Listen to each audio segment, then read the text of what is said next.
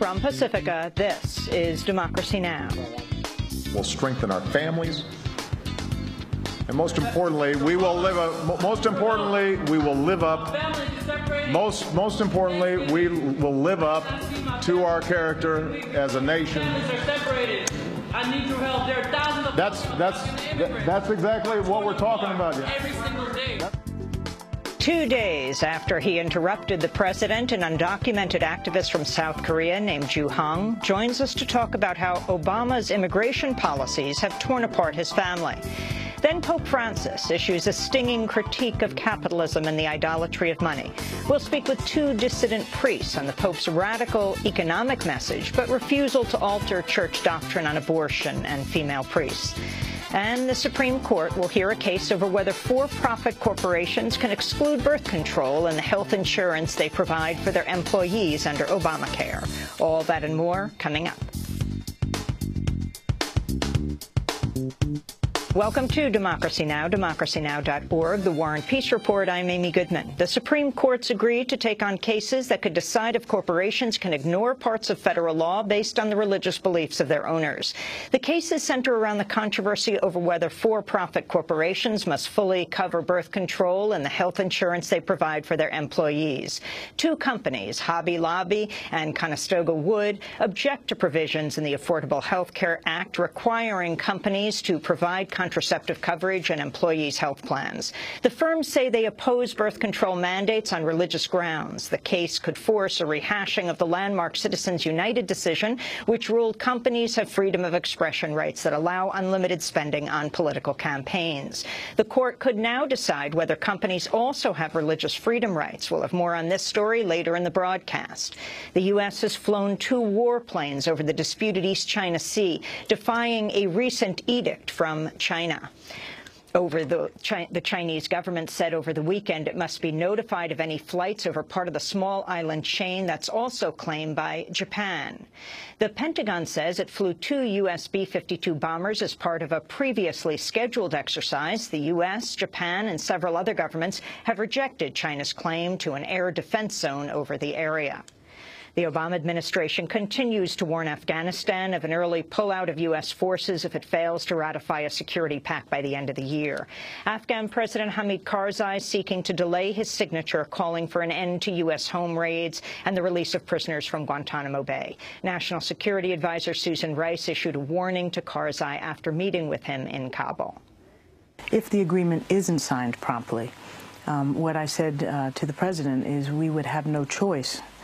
We would be compelled by necessity, not by our preference, to have to begin to plan for the prospect that we will not be able to keep our troops here because they will not be invited because the BSA will not have been signed. And then the nature of our partnership and the investments that we have made will be more difficult to sustain. Yeah. A prosecutor in Egypt has ordered the arrest of 2 leading activists after they took part in demonstrations against a sweeping new anti-protest law. Ahmed Maher is a founder of the April 6 youth movement, which played a key role in the ouster of President Hosni Mubarak during the 2011 uprising.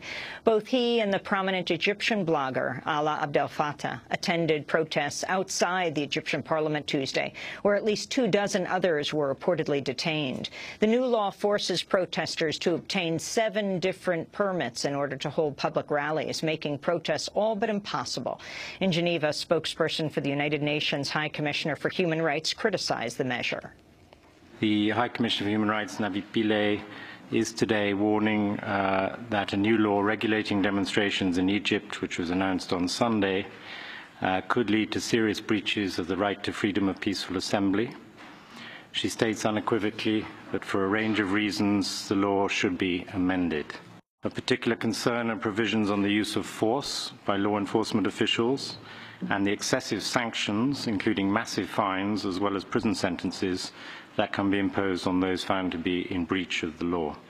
Protests are continuing in Honduras over the contested presidential election. Right-wing ruling party candidate Juan Orlando Hernandez has named his transition team after election officials said he had an irreversible lead in the vote.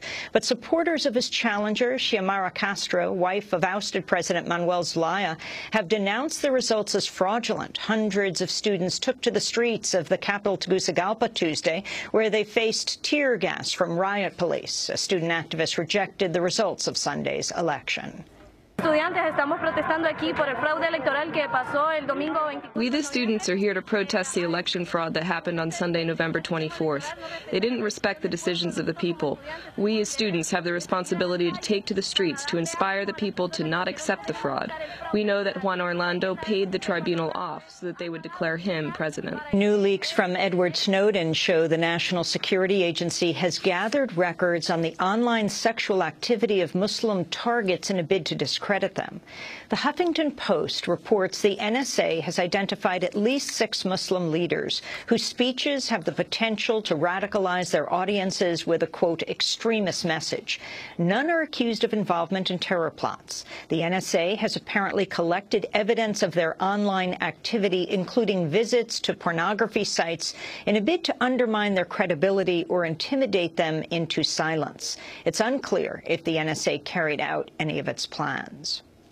Microsoft is reportedly developing a new project to encrypt its online traffic over fears of NSA surveillance.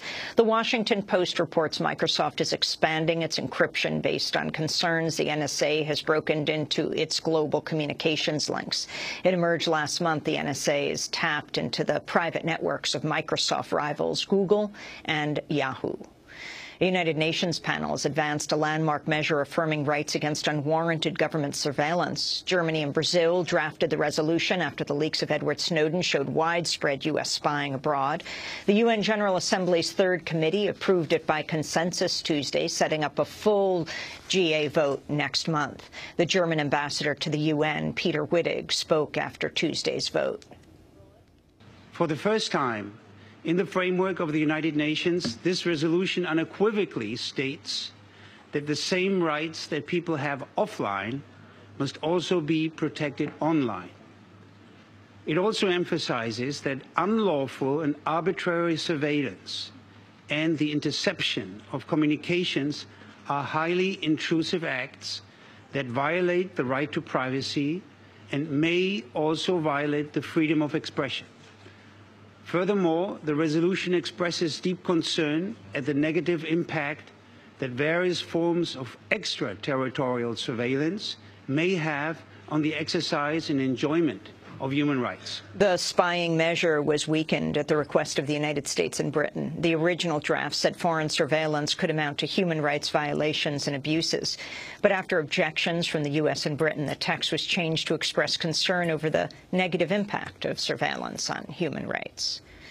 A new investigation revealed the CIA kept a secret detention center at Guantanamo Bay to turn prisoners into double agents. According to the Associated Press, CIA agents used the facility Penny Lane to recruit prisoners and then send them back home to kill suspected terrorists. The prisoners were given cottages equipped with private kitchens, showers, and real beds. At least one prisoner was forced to comply after CIA agents threatened to harm his children. The double agents were paid millions of dollars before the program ended in 2006. At least 30 Haitian migrants have been found dead at sea after their boat capsized off the Bahamas. Bahamian forces and the U.S. Coast Guard rescued 110 people, including 60 who were clinging to the ship. The passengers were trying to make it to the United States. They're being held at the Coral Harbor military base and face likely deportation.